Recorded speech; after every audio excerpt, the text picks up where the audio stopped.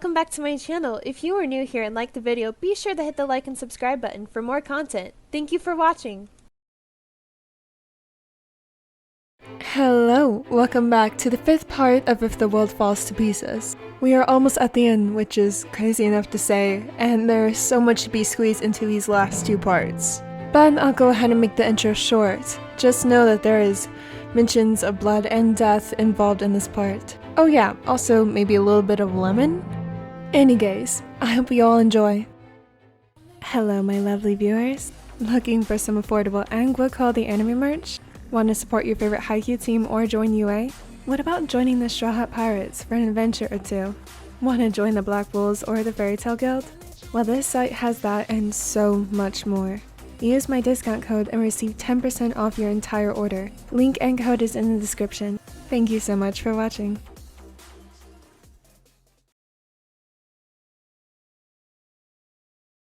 Do you know that you snore in your sleep? Atsumu gasped, slapping the latter's arm, nearly making him drop his mug. I do not snore. Yeah, trust me, you do. He chuckled, taking a sip of his coffee. Well, says the one who mumbles shit in their sleep. Mumble? When did I mumble? When... Cue me. Shit. Never mind. Exactly. You have no proof.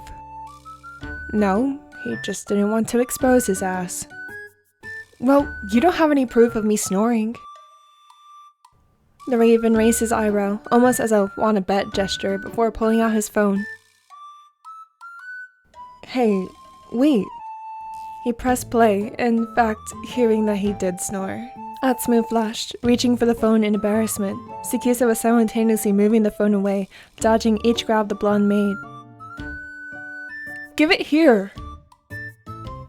No way. I'm keeping this forever. Atsumu straddled the Raven on the chairs, finally grabbing the phone from the Raven, before seeing that it was a recording of some complete stranger snoring on the internet.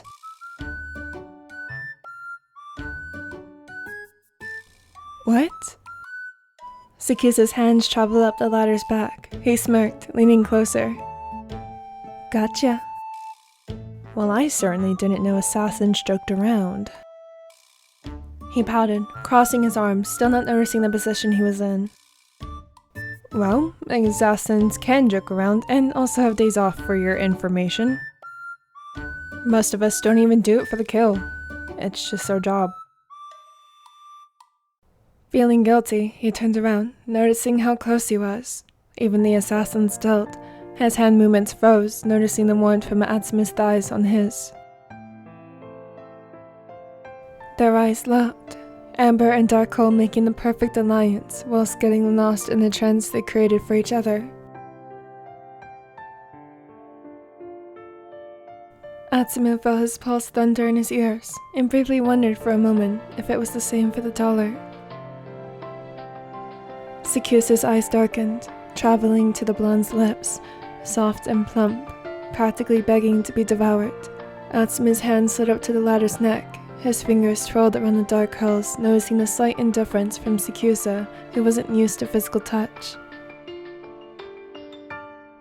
They weren't in any position for this to happen, yet it all seemed perfect. SakuAtsu straightened his posture, ultimately making them unbearably close, to the point they could feel each other's breath. Atsumu's breath hitched when he felt SakuAtsu's hand travel to his hips and planted him there, their noses touched with the skin of their lips grazing each other. They both froze, hearing the phone ringing. The phone. The fucking phone! Ignore it. But what if it's important? He looked at the blonde, who was flustered beyond belief. There wasn't a single trace of normal skin tone, and he was breathing heavy, and all before they actually kissed. Holy shit, Atsumu Mio was driving him crazy. He groaned, grabbing the phone from his pocket, muttering how he was going to kill whoever if it wasn't important. Oddly enough, Atsumu believed him. Hello? Kyusa! Tsukisa froze, remembering he was still close to the blonde, so it was a possibility he could have heard. Yet his free hand was still gripped onto his hips, pulling him closer. Was he really letting his guard down that much? What is it? There was panting on the other line. It sounded like Suno was running. That was odd. Tsukisa hasn't seen or heard him this active since Osamu. You need to get out of there! What? His brows furrowed. He's been cutting us this whole time! Whoa, slow down. What's going on? Remember who sent in the order to kill the twins? He glanced at Atsumu in front of him before averting his attention. Yeah, he buys from us a lot. Well, turns out he's also our boss. He destroyed all the progress I made and put Atsumu's bounty back up. Along with yours. His eyes widened, looking at the blonde again, who gazed at him with concern, questioning what was happening. You need to get out of there, he repeated, more desperate this time. Shit.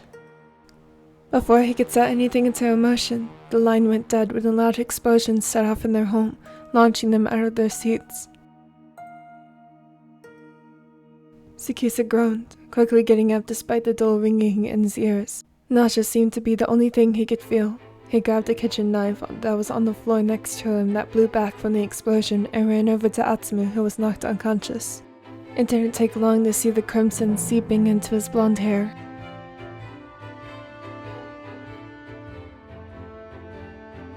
Atsumu! Wake up! He could easily carry him out, but he wasn't sure if he could do it while fighting off the other assassins. He grunted, throwing the smaller on his back, using a blanket to tie him on there to keep him in place, before running towards the door, where he was stopped by the hordes of assassins. Some he's worked with before, and others complete strangers. This was asinine. Just how many people were trying to kill him? He didn't think he'd be able to win this, even without Atsumu attached to him. So that's it. Are we gonna die there? His grip tightened on the handle of the kitchen knife, getting more and more pissed off seeing his own comrades turn their back on him for the sake of money. Damn it. This was a fight he couldn't win. Omi. His eyes widened. So he did hear him. That stupid Mia, always so damn nosy, even in his sleep. He smirked, feeling his willpower strengthen. He swore to protect him. He was going to do so, even if it meant fighting and killing until the bitter end. Atsumu made him feel human, like he too was capable of human emotions and never once thought ill of him or judged him for being what he is. He questioned it before, but now it was a little bit more evident that he'd grown feelings for the blonde. Well, are you gonna fight or just stand there like a bunch of morons? The smirk on his lips twisted further, seeing their face twist in anger before lunging at him. Let's get this over with.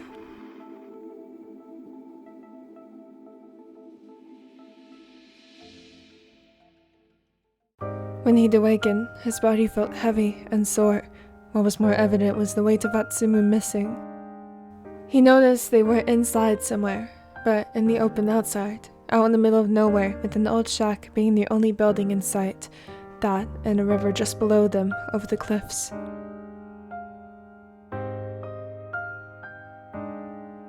He groaned, trying to move, but was held back by the restraints tied around his wrist.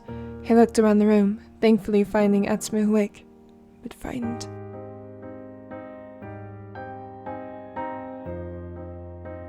Atsumu, it's okay. I'll get us out of here. The blonde eyed him in concern. It was only then he realized how bloodied he was. The fight was over with within the first few minutes, given how outnumbered he was, but he was still able to get a few kills in. They both turned their attention to the man appearing from the doorway of the old shack, chuckling as he saw the two helpless boys squirm to get out.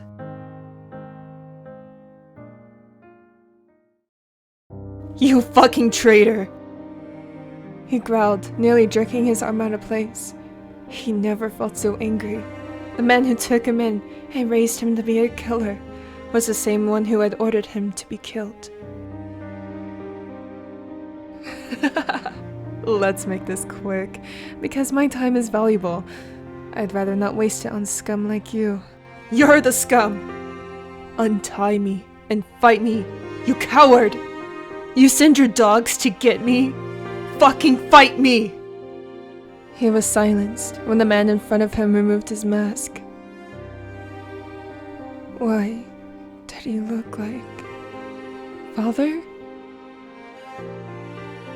The raven craned his neck at the blonde, his own horrified look mirroring his own. Ah, my boy, I've seen you grow into quite the man. That is the duty of the eldest after all. Although... He walked over towards Atsumu. Where's your brother?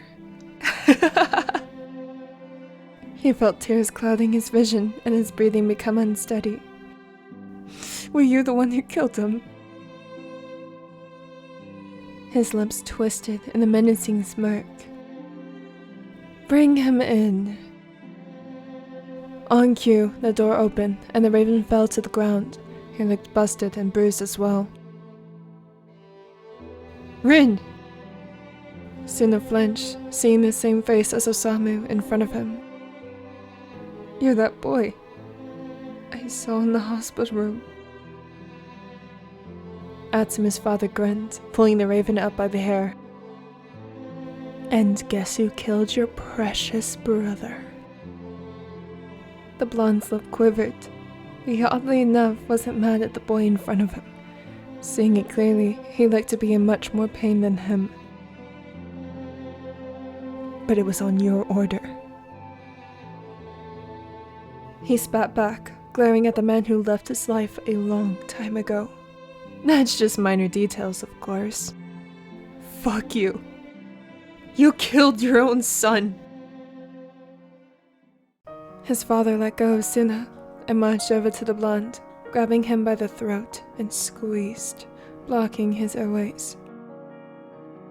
Let him go. Get your hands off of him. Suna, if you want your spa back, be a good boy and kill him. The raven's breath hitched, racing up for the ground, wincing at each movement he made, feeling his injuries aching tenfold. What the hell was he talking about? Why did he think he'd want to go back? They knew what they did. They were the ones held accountable for Osamu's death. Guess I was right. You're a fucking idiot if you think I'd do that. The CEO's glare darkened, calling in for someone else who was in the shack behind them. Kill them. I need to have a little father-son moment here. He laughed coldly, letting go of his neck. Atsumu looked at Sakusa, his eyes filled with terror, seeing an assassin walk towards Sakusa with a gun in hand, while he was unable to move. No! No, don't hurt him! He screamed. He felt it bubble from the depths of his soul, yet he wouldn't listen. No one would. His father untied Atsumu and started dragging him away. Sakusa jerked on his restraints again. Being forced to watch his old boss drag the blonde away, he would be taken to do exactly what Suna said would happen. Atsumu!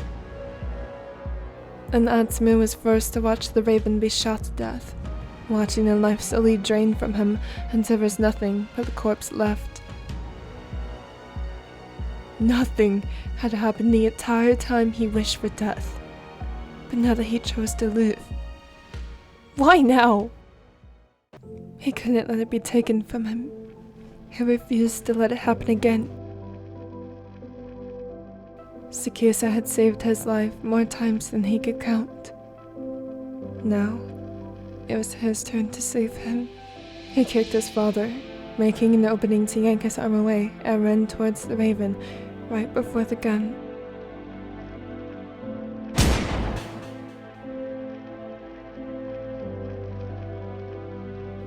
It all happened in an instant. He was surprised he made it even remotely close to him.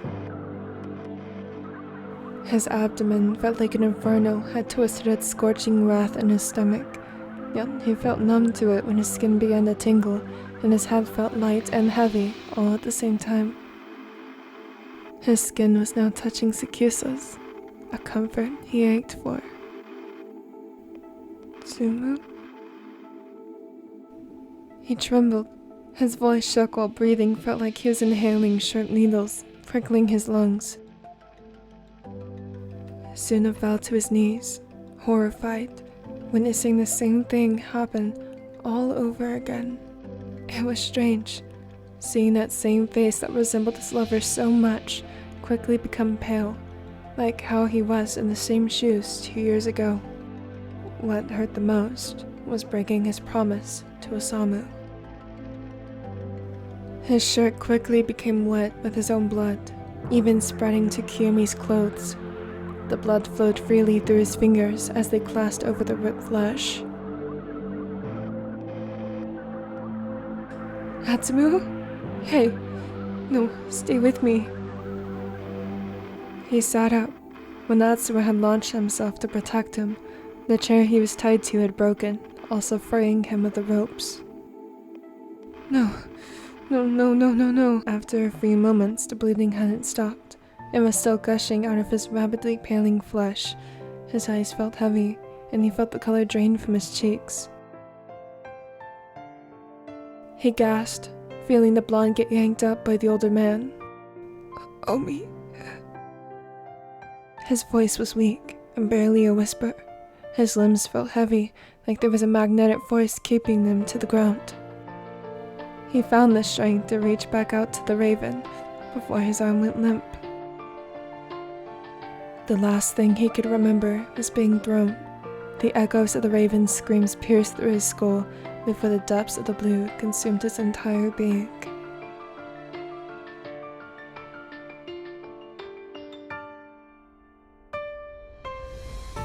So sorry for that cliffhanger. That was definitely muted. Y'all don't think so, but it was needed. Maybe. I don't know. I don't really understand why authors do cliffhangers. Maybe I actually am sorry. Yeah. Even after making this part, I'm somewhat curious how I'm gonna fit everything that needs to be covered in the next part. So, yeah. I guess you guys will see tomorrow. I guess I'll see tomorrow too. Yeah. Gosh, if I could film these outros and not stutter, that would be amazing. So yeah, I hope you guys enjoyed. More angst is to be promised in the next part. I'll see you then. Thank you so much for watching. As always, if you'd like to be kept up to date, check out any of my social medias. I hope that you all have a wonderful day or evening.